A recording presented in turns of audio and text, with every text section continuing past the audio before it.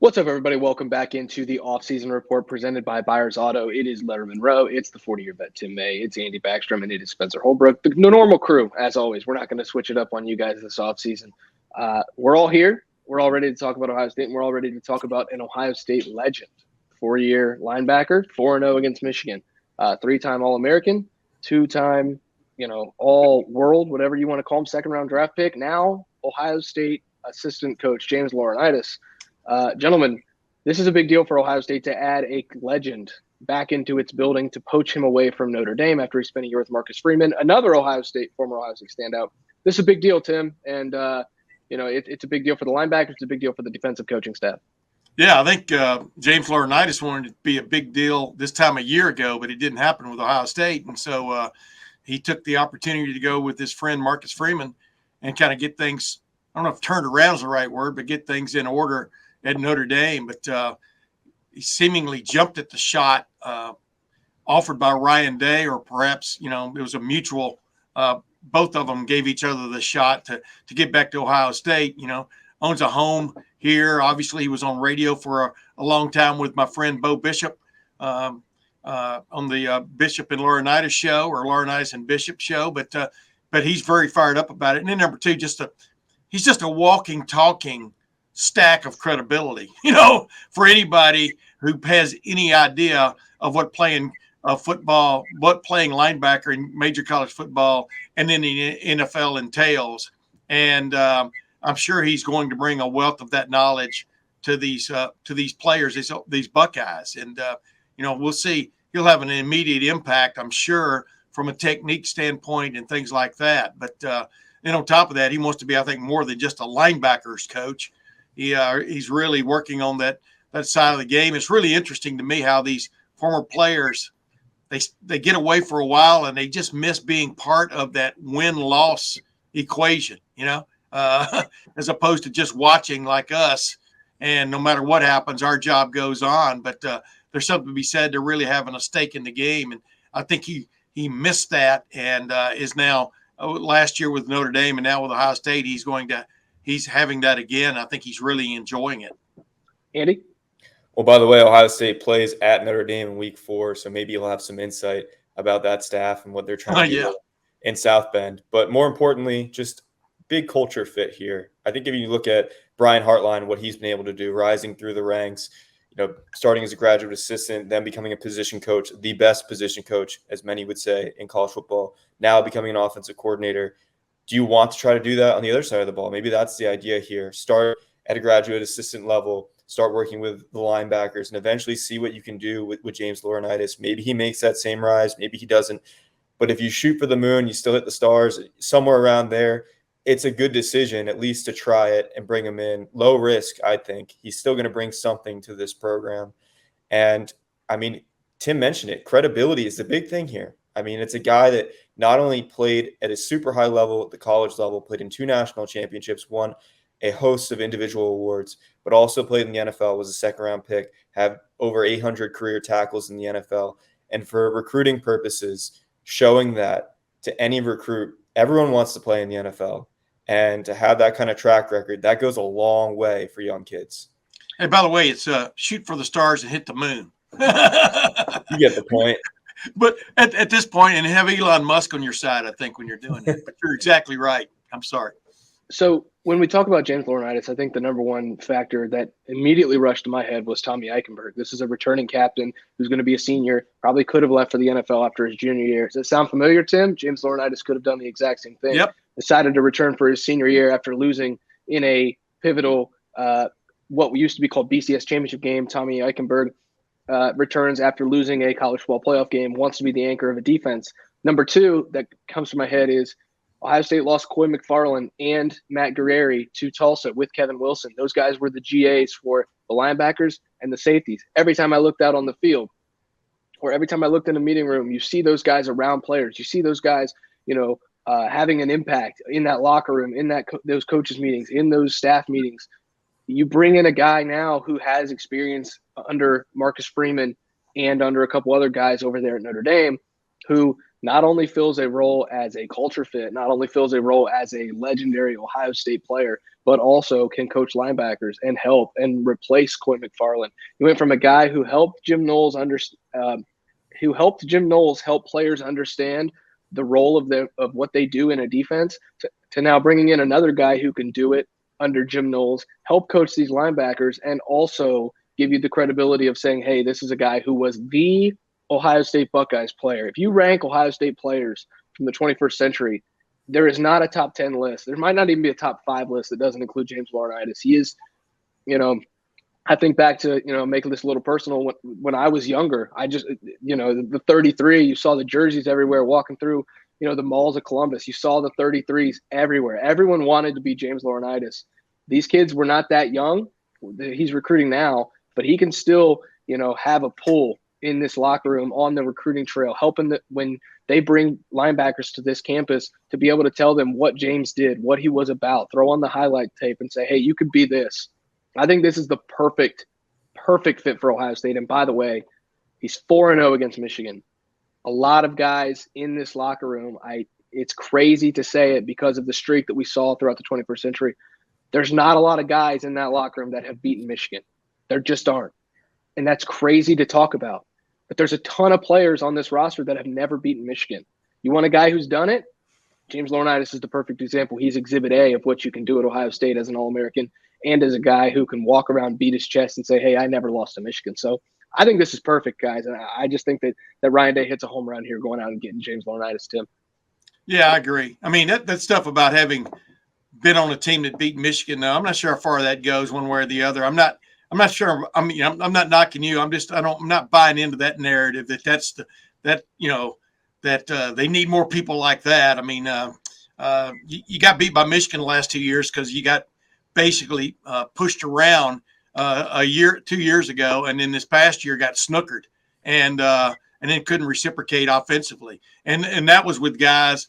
Those were with guys who weren't necessarily all Michigan guys. I mean, some of them were. I'm talking about the coaching staff. But I digress. Obviously, Jim Harbaugh was a Michigan guy and couldn't get it done until the last 2 years. But, back to Laurinaitis.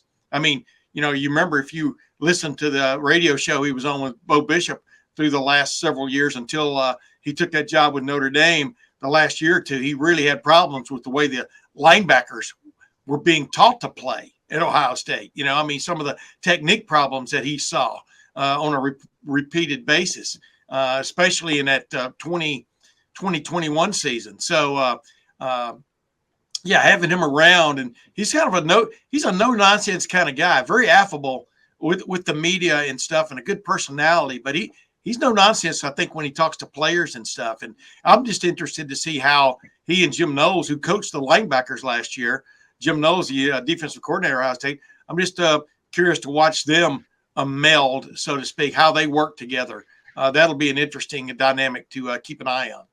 Andy? Yeah, I mean, it's going to be kind of an assistant linebackers coach role, but I don't know. I'm similar to what Tim's saying. I'm interested to see what the dynamic is and how much responsibility really is given to him if he is kind of the pseudo linebackers coach in that room. But, I think the important thing here is not only is he going to help with recruiting linebackers, but I think he can lend a hand in recruiting safeties too, because those two positions have really just blended together over the last 10 years, really, in college football or football in general. A lot of guys play that rover position, switch between safety and linebacker, especially with Ohio State playing a 4-2-5. You only got two traditional linebackers in there. You have to have safeties in the box a lot of the time. So interested to see what he does in terms of helping with recruiting safeties, because that's a position that has really been a weak point, at least recently, for Ohio State. Hey, Andy, maybe Knowles will coach one of the linebackers and Laurinaitis will coach the other linebacker. Kind of like a quarterback coach, man. They may hit on something here. As we pivot from James Laurinaitis, a legendary Ohio State player, to somebody who could potentially become one, former freshman All-American, Ole Miss cornerback Davison Igbinosun. I think I pronounced that right. If I didn't, I apologize. Commits to Ohio State on Tuesday afternoon. Fellas, we scheduled this video out actually on Monday, and we're going to talk about how thin the Buckeyes were at cornerback. And lo and behold, Tuesday afternoon, Ohio State lands one of the biggest transfer commitments of the entire transfer cycle in the entire country, Davison Igbinosun. This is a huge deal. Ohio State has, before Igbinosun committed, Ohio State had 6 scholarship cornerbacks yet again, and 5 of them would be there for the spring. And now you look at this Ohio State secondary who loses Ronnie Hickman, loses, almost lost Josh Proctor. He's back. You lose Cameron Brown. You lose J.K. Johnson. You lose Tanner McAllister. We've brought in the number 1 safety in the transfer portal from Syracuse, Jahad Carter. And then now you add Davison Igbinosun from Ole Miss. Yeah. This secondary is becoming better almost over lunch, Tim, because you visit over, this weekend. Now he's committed on Tuesday. Things are happening for this Ohio State secondary, and I think this is a huge pickup for the Buckeyes. Yeah, man. As soon as I saw him visiting over the weekend, I went and watched video. That's how messed up my life is, I guess. But this guy's big. I mean, I think he's got big-time potential. Let's put it that way. And I really like the way he moves. He fits the bill of what they want, in that regard. And I don't know. I think this is a major get. That's like, when everybody was judging the transfer portal for Ohio State like a week or 2 weeks ago, as we talked about it, I liked everybody they added. Could they have added a couple more or one more offensive lineman, maybe of higher repute than Victor Cutler? Yeah, possibly, but they got a guy who's on the rise, in my opinion, Victor Cutler. Same way with this young man, Igbinosun. I mean, he was fun to watch on video. I invite people to do that.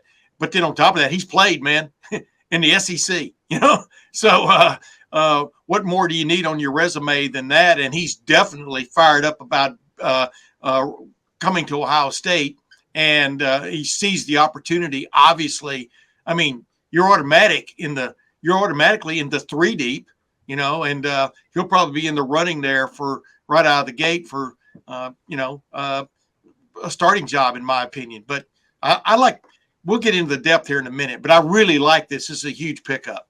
Yeah, Andy, it's one of those moves where you looked at this depth chart, and I did a depth chart projection, a January one that really means nothing, but it's fun to look at, and people seem to like reading those. That said Denzel Burke and Jordan Hancock were going to be the starting 2 cornerbacks. That could have been the case this year, this past year in 2022. Now you add Davison Igbinosun, who was a freshman All-American and started 10 games in the SEC West. I understand it was a down SEC, and I don't think that conference was where it should have been this year. But he started 10 games for a team that almost won 10 games and was a big part of that defense. Now you add him to the secondary, and you're looking at a really, really solid competition between Denzel Burke, Jordan Hancock, Davison Igbinosun, Jermaine Matthews, and Jair Brown. Throw Ryan Turner in there this spring. You've got a pretty good core of cornerbacks that you can choose from, maybe even rotate some of these guys as this unit goes from super thin to now a little deep. Yeah, and Calvin Simpson-Hunt as well. It's a list. It's longer than but he's not going to be here until June. I was more so talking about spring, right? He's going to hit the ground running, though, I guarantee you. Go ahead. I'm sorry. He'll be there eventually. But, yes, exactly. And this is the 5th transfer edition now that Ohio State's had this cycle, which is really unheard of in the Ryan Day era or just any time since the transfer portal opened up for Ohio State. I think they had 8 total since it had opened, and now they've got 5 in this cycle. So they're clearly making a concerted effort to be more aggressive, which you have to do in college football nowadays. But yes, if you look at this pickup in particular, I mean, we talk about size. He's 6'2", 185 pounds. You look at some of the NFL guys that Ohio State had from the cornerback position. Jeff Okudah, 6'1", 205. Eli Apple, 6'1", 203. I'm not saying size is everything. Again, Denzel Ward was only 5'11", but it does help on the perimeter, guarding some of these bigger wide receivers that you'll see, or tight ends if you have to switch off of a guy. And so I think that'll come in handy. Also, just you look at his stats, it reminds me kind of the freshman year that Denzel Burke had, a little bit of a breakout season. And that comes in handy for 2 things. 1, it was impressive, but 2, we saw the season that Denzel Burke had kind of handicapped by injury as a sophomore. And so it's kind of cautionary tale that just because a player had a great freshman year doesn't necessarily mean they're going to have an awesome sophomore year. He could, but it's just something to watch out for. But yeah, in terms of his freshman year, Igbinosun had only gave up 25 receptions, 3 touchdowns allowed, 40 targets though, allowed 10.4 yards per reception. So pretty good snaps. He also lined up 58 times in the box. So again, some versatility there. I think you're getting a lot from this kind of guy. I think you just need to make sure that you're not asking too much of him. Just because he performed well as a freshman doesn't mean it's going to exactly translate into a breakout sophomore season as well. but I do think he has all the potential there, and this is a huge pickup for them, the transfer portal. Boy, Andy, immediately going to that sophomore jinx scenario, right? Is that what you're talking about? I mean, you just got to be work at it, that's for sure. You got to be aware of it. I'm not saying it's going to happen. I would never wish that upon anyone. I'm just saying that just because a player has a great freshman year and the track record of that doesn't mean it's going to be that's your guy starting all 13, 15 games, however far you go. But it is depth, and he could be that guy. Yeah. Now, here's one thing that I think that is worth talking about. The Ole Miss On3 website reported that Ole Miss was making a concerted effort to keep Igbinosun on the roster through its NIL collective, and he wanted to look elsewhere. Now, that is reporting from an On3 website. I have not talked to those folks over there, but that is what they have reported. He visited Ohio State this weekend. There were talks of him potentially visiting Texas A&M, visiting Tennessee, visiting Michigan. Yeah. This is not one of those, I'm not going to shorthand what they did with Victor Cutler. I think it's a good move for them to bring him in, but this is not a under-the-radar transfer move that could add depth to this. Andy, you talk about how he started in the SEC as a freshman, and he's not going to be promised a starting position at Ohio State. That's simply not going to happen. But this is a splash by Ohio State. This isn't just another transfer decision. I think back to last year, a lot of folks on the Lettermen Lounge message board were very critical of the way Ohio State handled the transfer portal, by not adding Elias Ricks from LSU, who ended up at Alabama and had an okay season. There were fans that were angry that Ohio State wasn't more aggressive at the cornerback position in the transfer portal. So what does Ohio State do? They take a second-year defensive backs coach now in Tim Walton. Ryan Day goes to work. They host a splashy freshman All-American cornerback, and they land him. And that this is a big deal for the program to send the message to, they're not in the business of sending messages to fans, but it is a message to everyone that, hey, Ohio State's not just going to sit back with its roster. If there's somebody in the portal they can add, Ohio State's going to be aggressive when it wants to and when it needs to be aggressive. I think this is the perfect time for Ohio State to be aggressive. You were thin at cornerback. You're not sure about the youth. You still haven't seen some of these guys play yet. Now you add somebody who's got the chops, who's played, when you need to be playing. I think back to the Alabama Ole Miss game. That was a close game, and you look out there and there he is. This is a splashy pickup for Ohio State, Tim, and I think it sends a message to everyone that the Buckeyes are ready to dive into the transfer portal, a little more than they were. Oh yeah, I mean that's what I said. I mean that's what I indicated a while ago. I mean people judge the transfer portal way too early because really you need to judge the transfer portal a year later. Did these guys add depth where you needed it the most? And I think everybody Ohio State's gotten so far has done that. Some people keep, for example, poo-pooing the Tristan Gebbia transfer, the 7th-year quarterback from Oregon State. He adds instant depth, credibility, a guy who started games in the Power 5 conference. I don't know how you can argue with that. Victor Cutler might still be a little bit of a project. We'll see as that goes. But John Carter, golly, like I said, turn on the video, man. That's what tells you the story. And Igbinosun, I really like the way he looks on video. And Igbinosun, excuse me. I really like the way he looks on video. And that, in my opinion, he will come in and immediately challenge. He will give some other guys in the depth chart there some sleepless nights, perhaps, as this thing goes along. That's what I think if you can just add that to it, some agitation more than anything else to your depth in the transfer portal, you got something going on. I think Ohio State was tipped off that we were going to talk about cornerback depth on the offseason report presented by Buyers Auto because the Buckeyes were aggressive this weekend. They add Davison Igbinosun from Ole Miss, a transfer cornerback from Union, New Jersey. The Buckeyes are loving the Garden State right now in recruiting and just going at it in the transfer portal. New Jersey is becoming more and more of a factor for Ohio State. We'll talk about that with Matt Parker on the Lettermen Lounge. But this is the offseason report presented by Buyers Auto. We'll have full coverage of Ryan Day's press conference. The first time we talked to him since the aftermath of the Peach Bowl down in Atlanta on January 1st. February 1st, we finally get to talk to him again. It's almost time. Spring football is right around the corner. We'll have full coverage up at lettermenrow.com where we cover this team all year round. Thanks for watching. Thanks for listening. Make sure to like and subscribe this video. For the 40-year vet Tim May, for Andy Backstrom, I'm just Spencer Holbrook. Thanks for watching. We'll see you next time on the offseason report presented by Buyers Auto.